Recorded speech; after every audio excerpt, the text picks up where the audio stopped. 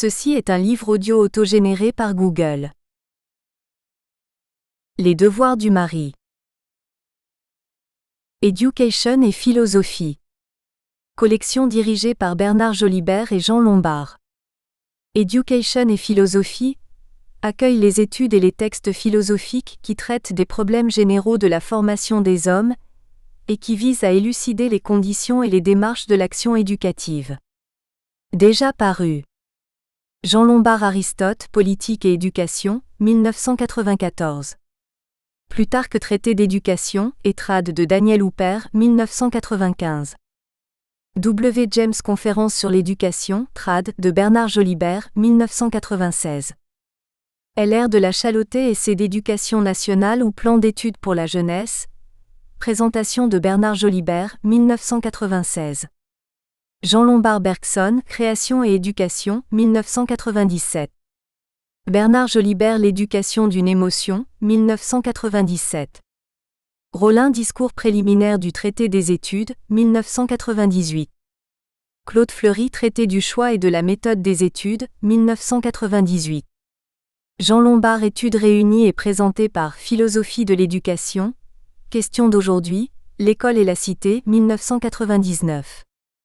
Bruno Barthelmé Une philosophie de l'éducation pour l'école d'aujourd'hui, 1999. Gérard Guillot Quelle valeur pour l'école du XXIe siècle, 2000. Jean Lombard Études présentées par L'école et les savoirs, 2001. Bernard Van de Valcante Éducation et critique, 2001. Yves Lorvellec Alain, philosophe de l'instruction publique, 2001. Yves Lorvellec Culture et Education, 2002. Jean Lombard Études présentées par L'école et l'autorité, 2003. Jean Lombard Hannah Arendt, Éducation et modernité, 2003. Bernard Jolibert Auguste Comte, L'éducation positive, 2004. Jean Lombard L'école et les sciences, 2005. Sylvain Maréchal Projet d'une loi portant défense d'apprendre à lire aux femmes, texte présenté par Bernard Jolibert, 2007. Jean Lombard Études présentées par L'école et la philosophie, 2007. Bernard Jolibert Montaigne, L'éducation humaniste, 2009. Jean-Louis Vivès, L'éducation de la femme chrétienne, 2010. Introduction. De l'instruction des femmes à l'éducation des maris. Jean-Louis Vivès Johann Louis vive en valencien, Johann Lodovicus vive en latin, naquit à Valence, Espagne, en 1492 ou 1493.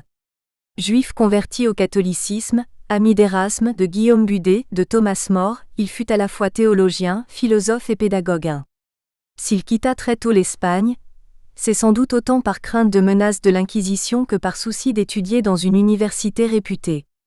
On le trouve à la Sorbonne, mais il est vite déçu par le faible niveau des études, de sorte qu'en 1512 il rejoint Bruges et s'y établit. Il revient plusieurs fois vers Paris. En 1523, suite à des conflits théologiques avec les Jacobins de Louvain, on le retrouve à Oxford où il enseigne avec succès les humanités et le droit. L'amitié du cardinal Wolsey et l'admiration insistante du roi Henri VIII l'ont poussé à rejoindre l'Angleterre. Sa charge est précise. Il doit être le semeur et le planteur de la langue latine. Il prendra le titre de lecteur ou maître en humanité. C'est lui qui est chargé d'ôter de notre jardin les racines et les broussailles de la barbarie, et de faire en sorte que cette langue donne des germes et des pousses vigoureuses. Il commencera vers 8h du matin les leçons publiques dans la grande salle du Corpus Christi Collège. Elles auront une durée d'1 heure ou un peu plus, et seront données tous les jours ouvrables et même les jours de fête non chômés de l'année. Il commente alors les classiques latins Cicéron, Quintilien, Virgile, Ovide, Horace. Il arrive que le roi et la reine assistent à ses cours. C'est à cette occasion que le cardinal Wolsey donne à Vivès le surnom de Doctor Mellifluus, celui dont la prose coule comme le miel. De 1523 à 1528, Vivès partage son temps entre Londres et Bruges. Marié en 1524, il devient le précepteur de Marie, la fille de Catherine d'Aragon et de Henri VIII d'Angleterre. Les leçons que Vivès va tirer de cette expérience anglaise vont nourrir les 2 traités dans lesquels il aborde les questions de l'éducation et de l'instruction des femmes, mais aussi celles des hommes, à travers son étude de l'institution du mariage et du comportement des maris que cette institution implique. Commençons par revenir sur le premier traité suivant l'ordre chronologique, l'éducation de la femme chrétienne, 1523, 3. Sa réflexion inscrit la question de l'éducation des épouses et des maris, dans le cadre plus global de la formation sociale et morale des hommes. Cette formation, qui s'annonce comme essentiellement humaniste 4, commence bien avant que le mariage ne s'annonce. À dire vrai, elle débute dès l'enfance, lorsque le jeune garçon et la jeune fille commencent à se socialiser au sein de la famille. Le modèle des parents est ici d'une importance capitale, car c'est d'abord sur l'exemple de ces derniers que les jeunes gens appuieront leur propre conduite. L'éducation des femmes. Jean-Louis Vives ne se présente pas seulement comme un théoricien de l'éducation, un philosophe tentant d'analyser et de comprendre in abstracto les difficultés et les problèmes touchant l'instruction des êtres humains en général. C'est aussi un praticien qui a exercé un enseignement concret, tant à l'université qu'avec des jeunes enfants. Il n'est pas seulement chargé d'instruire la petite Marie d'Angleterre, il est aussi lecteur et conseiller privé de Catherine d'Aragon, reine intelligente qui avait reçu une éducation poussée et une solide culture durant son enfance espagnole sous l'autorité de sa mère, la reine Isabelle. Pour la jeune Marie, dès 1523, il rédige un bref traité de pédagogie enfantine, le De Ratione Studi Puerilis ad Catharinam Reginam Angliae, pédagogie enfantine, suivi du très moral opuscule intitulé Satellitium Animi, le compagnon de l'âme. Le De Ratione s'interroge sur les différentes parties de la grammaire, l'importance de la bonne prononciation, l'art de cultiver la mémoire, l'ordre d'apprentissage de la lecture et de l'écriture, lettres, syllabes, phrases en alternant les exercices de lecture et d'écriture, conjugaison et syntaxe ensuite seulement, le tout en passant progressivement de l'anglais au latin. Les références sont celles d'un humaniste des plus stricts, Platon, Cicéron, Sénèque, Plutarque, tempérées toutefois par de solides exemples chrétiens, Saint Jérôme, Saint Augustin. Afin d'atténuer les inconvénients d'une éducation isolée qui pourrait entraîner un repli solitaire, on adjoindra à la jeune princesse d'autres jeunes filles de diverses conditions. Cette compagnie permettra d'éviter aussi bien l'ennui de l'isolement que l'arrogance du pouvoir princier. Elle créera aussi une émulation utile dans les études. Quelque temps plus tôt, juste avant son départ pour l'Angleterre, il avait dédié à Catherine d'Aragon son Institution de la femme chrétienne, de Institutione Feminae Christianae 1523. Ce livre reprend en 3 parties principales, la jeune fille, l'épouse et mère, enfin la veuve, qui sont comme les 3 grandes étapes de toute existence, nombre des conseils pratiques que Xénophon V donne à la femme grecque dans un tout autre contexte social et religieux. Beaucoup de ces conseils peuvent paraître étroitement moralisateurs aujourd'hui. On verra qu'ils sont en effet frileux, en comparaison de ceux qu'il donnera dans les Devoirs du mari, traité publié pourtant quelques années seulement après celui sur l'instruction et l'éducation des femmes, en 1529 pour être précis. Il ne faut pas oublier qu'il écrit son premier traité pour un monde qui reste globalement sévère envers les femmes, et surtout jaloux de leurs vertus 6. Il propose donc l'isolement des jeunes filles, la séparation des sexes, y compris entre frères et sœurs.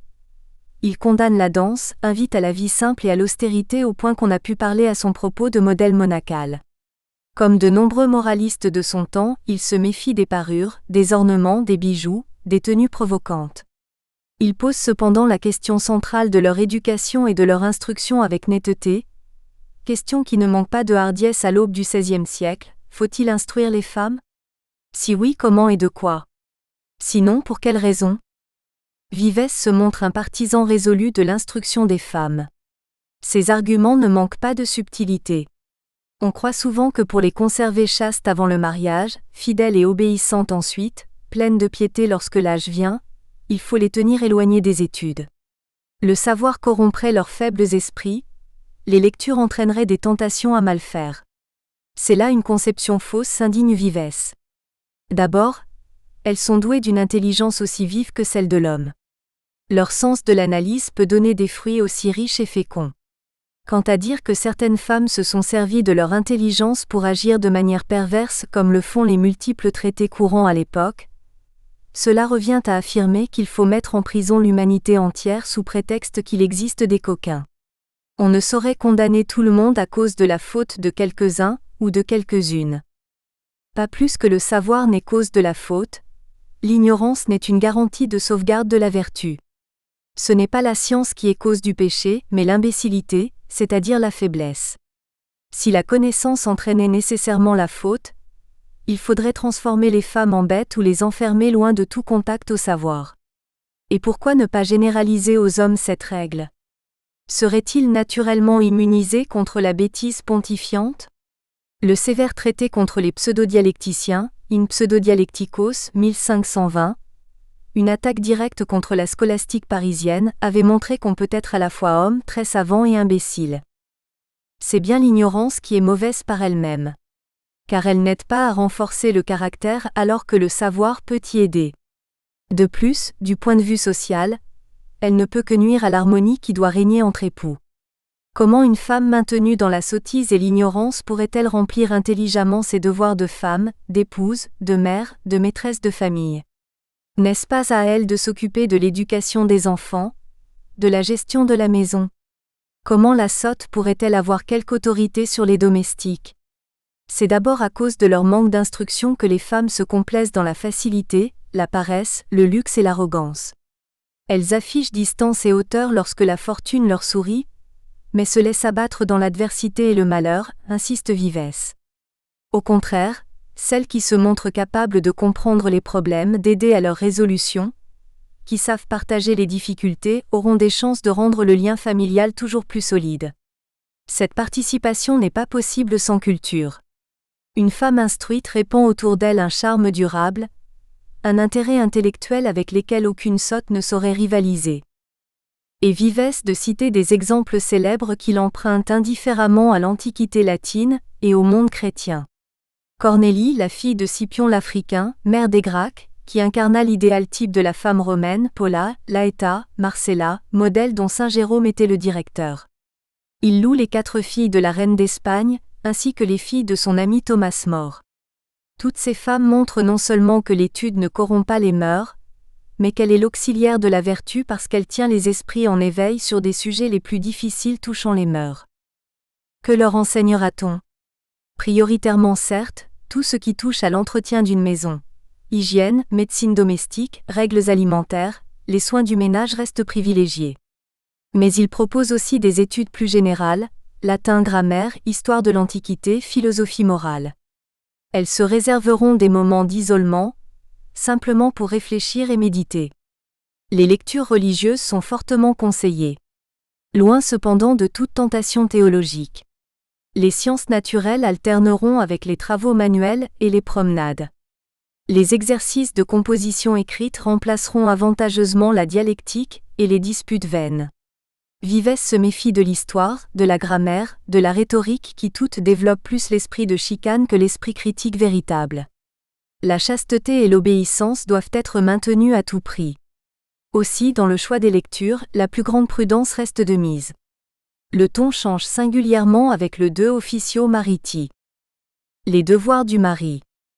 Publié en 1529, le traité intitulé Les devoirs du mari, De Officio Mariti, ne correspond pas à un projet mûrement réfléchi par Jean-Louis Vivès.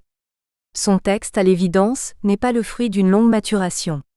Ainsi qu'il le dira lui-même, c'est le succès de son éducation de la femme chrétienne, 1523, qui l'incite à s'intéresser indirectement à celle du mari. Ce nouveau livre se présente donc comme le pendant du premier, en compagnie duquel il est souvent édité d'ailleurs. Sans doute Vivès entreprend-il aussi sa rédaction à la demande d'un ami cher, Alvaro de Castro, dont il partageait le domicile à Londres en 1524, et qui se montrait soucieux d'un plus juste équilibre des droits et des devoirs des 2 membres du couple dans le mariage. Rédigé primitivement en espagnol dès 1625, Alvaro de Castro ignorait le latin. Le texte est finalement édité dans la langue d'échange de l'époque et dédié au duc de Gandia, Juan Borja, un Valencien comme Vivès. La première traduction du latin en français par Pierre de Changy paraît en 1643. Ce livre est plus bref que l'ouvrage sur l'éducation de la femme. Au lieu de comporter 3 parties bien distinctes, il se présente d'un bloc, divisé en 13 chapitres portant chacun sur divers aspects du mariage, plus un chapitre, isolé par le traducteur ancien, qui invite à une réflexion à la fois morale et religieuse. Mais il existe sans aucun doute une raison plus profonde à la rédaction d'un ouvrage sur les devoirs du mari. Elle touche directement à l'histoire de l'Angleterre, et à la présence de Vives à Londres en ce début du XVIe siècle. À cette époque heureuse de sa vie, Vives séjourne à la cour d'Henri VIII et de Catherine d'Aragon. Or c'est précisément vers 1525 que le roi tombe éperdument amoureux d'une des suivantes de la reine, Anne Boleyn. Privé d'héritier mâle, le roi hésite entre répudiation pure et simple et procédure de divorce. Finalement, après 6 longues années de procédure, il opte contre l'avis du pape, pour la répudiation de son épouse 1532, entraînant le schisme de l'Église d'Angleterre. Or, Vives est aux premières loges pour mesurer l'étendue de la catastrophe à la fois politique et humaine qu'entraîne cette répudiation. Dans le conflit violent, c'est à Catherine d'Aragon qu'il reste fidèle, en tant que Valencien sans doute, mais surtout en tant qu'humaniste directement concerné par le désastre humain. N'est-ce pas à Catherine que s'adressait la lettre préface de l'éducation de la femme chrétienne ? N'est-il pas le précepteur privilégié de sa fille Marie ? De plus, Vives reste tout au long de la querelle confiant dans l'autorité juridique de Rome. Il refuse de cautionner ce qu'il considère au fond de lui comme une injustice grave. Henri VIII l'emporta.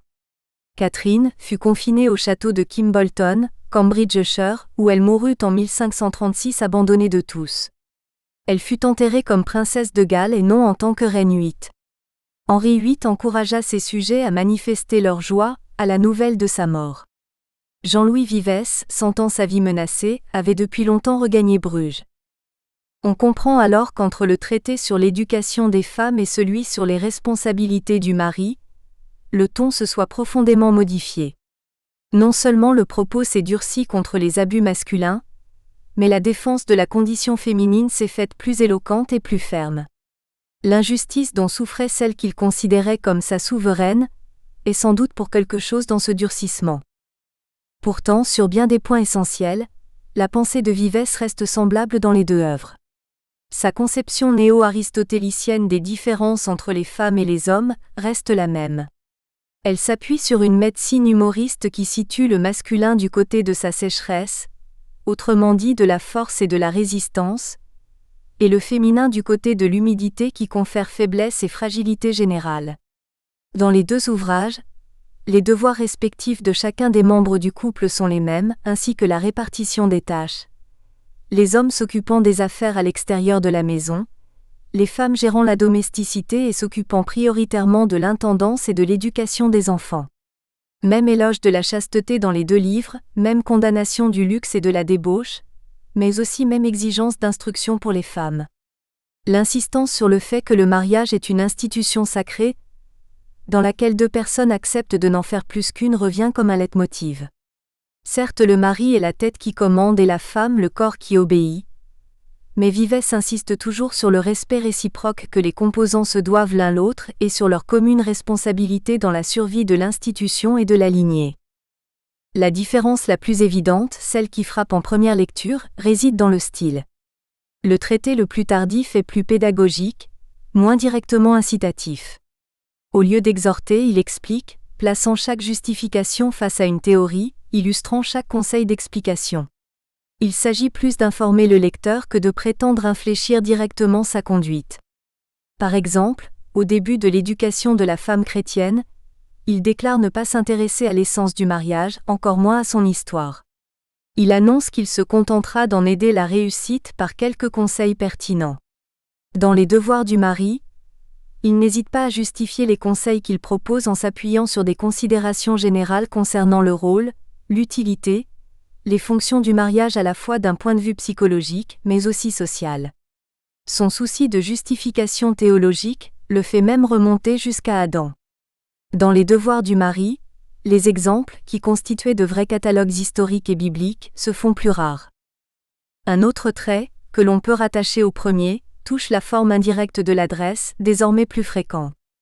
Le style direct en seconde personne, qui était si caractéristique du mode d'argumentation de Vives s'adressant aux parents, aux jeunes mariés ou aux précepteurs à propos de l'éducation des filles, se fait plus rare. Sans doute parce qu'il vise directement les maris, et que quelques précautions de courtoisie ne sont pas inutiles si on ne veut pas froisser les susceptibilités viriles. Peut-être aussi parce que les attaques contre ce qu'il considère comme les abus masculins dans le mariage se font plus vives et plus précises. En utilisant le ton neutre et le style indirect, on a des chances de paraître moins agressif, surtout lorsqu'on dénonce sans détour la brutalité, la sensualité bestiale, la cruauté et la luxure incontrôlée de certains hommes, singulièrement les puissants de ce monde. Certes, la débauche masculine ne saurait avoir les mêmes conséquences pour l'unité de la famille, ciment social et économique de la société. Ne dit-on pas que les hommes laissent leurs bâtards à l'extérieur de la maison, alors que les femmes les portent dans leur nid? Il reste que dans son second texte, qui traite directement des devoirs qu'impose le mariage au mari, Vives dénonce avec la plus extrême sévérité l'intempérance adultère masculine dont il mesure lucidement les conséquences délétères sur l'équilibre de la famille et la confiance entre époux. Il ne fait aucun doute que lorsqu'il parle du devoir des maris, constatant que le plus souvent ils ne sont pas respectés dans la réalité, sa sympathie va vers les femmes en raison des difficultés de droit qu'elles rencontrent et de l'infériorité de fait dans laquelle elles sont maintenues. Parallèlement, les accusations traditionnelles contre les femmes que Vives reprenait parfois à son compte s'atténuent désormais et même se renversent. Certes, il existe des femmes mauvaises. Mais cela ne démontre en rien que c'est la nature féminine qui est viciée. Les hommes foncièrement mauvais ne manquent pas non plus. Qu'est-ce que cela prouve contre la nature masculine? Rien. On n'en conclut pas pour autant que les hommes sont par nature viciés. Toute généralisation dans ce domaine d'attribution de qualité ou de défaut naturel est abusive, et chacun pourra toujours produire autant d'exemples que de contre-exemples à propos de chacune des vertus comme de chacun des vices. L'introduction à l'édition américaine de l'éducation de la femme chrétienne souligne justement que les propos parfois misogynes qui subsistaient encore dans le premier traité ont quasiment disparu dans les devoirs du mari. 9. Vives ne se contente pas de ne pas les reprendre à son compte, il en dénonce la fausseté. Mais le plus important, au-delà du ton et du style, reste sans doute la prise de conscience par Vives de la dureté et de l'injustice de la condition féminine. Physique d'abord avec les dangers de la grossesse, les risques mortels des couches, des relevailles accompagnées de nombreuses maladies. Sans oublier les fatigues dues au saignement mensuel. Quel homme, demande Vives, accepterait de telles contraintes? Morale aussi avec les soins constants aux enfants, petits ou grands, la pesanteur de l'allaitement, les douleurs de la mortalité infantile, les devoirs de l'éducation, ceux de l'entretien de la maison et de la direction de la domesticité. Ajoutons le désamour de beaucoup de maris, sinon leur mépris pour leur épouse, que dénonce clairement Vives, les rappelant à leur devoir de respect. Vives est conscient de l'injustice de l'état de sujétion dans laquelle sont maintenues les femmes. Petite fille, elles commencent par obéir aveuglément à un père. Une fois mariées, elles passent sous la coupe d'un mari tout-puissant. Si elles deviennent veuves, ce sont les enfants mâles qui commandent. Elles passent leur existence à servir les hommes et à leur être soumises. Sans doute est-il légitime qu'une épouse obéisse à son mari. La nature et la religion s'unissent pour la rappeler à l'ordre au besoin. Mais ce commandement relève de l'autorité, non d'un rapport brut de force. L'autorité du mari n'est pas la tyrannie. Pas plus que celle du père sur ses enfants, filles ou garçons confondus. Une autorité que la bienveillance filiale et l'amour conjugal ne sanctifient pas, est plus que discutable. Voilà pourquoi Vives attaque durement les maris qui ne montrent pas d'attachement à leur épouse. Toutes les querelles doivent pouvoir trouver un arrangement, excepté l'adultère qui entache de suspicion la légitimité de la descendance. Cet esclavage dans lequel sont maintenues les femmes est d'autant plus injuste que leur esprit est aussi solide que celui des hommes, leur jugement aussi fin, leur savoir aussi profond pour peu qu'on leur laisse le loisir de l'enrichir. Quant à leur manière de tenir compte de l'expérience, elle est d'une justesse réflexive aussi subtile que celle des hommes. Si elles sont plus faibles physiquement, faut-il leur en tenir rigueur? Il conviendrait au contraire de les soulager des efforts disproportionnés qu'on leur impose parfois. N'est-ce pas au plus solide d'aider le plus faible? Il paraît évident que sur un point essentiel touchant l'éducation des hommes et des femmes, la pensée de Vives n'a pas varié d'un iota entre 1523 et 1529. Ce point a trait aux capacités morales et intellectuelles des deux sexes. Selon lui, les aptitudes inhérentes sont équivalentes dans les deux cas. Le premier et le second traité utilisent sensiblement les mêmes termes pour parler des capacités qu'ont les femmes d'apprendre. Leur esprit est ni plus ni moins apte que celui des hommes à comprendre dans tous les domaines. Simplement, dans le second traité, Il ouvre aux femmes beaucoup plus largement le champ des matières à étudier que dans le premier qui cantonnait les femmes aux écrits religieux et aux études de ce qui est utile à la famille. Ici, l'éducation des femmes devient plus ambitieuse et plus égalitaire.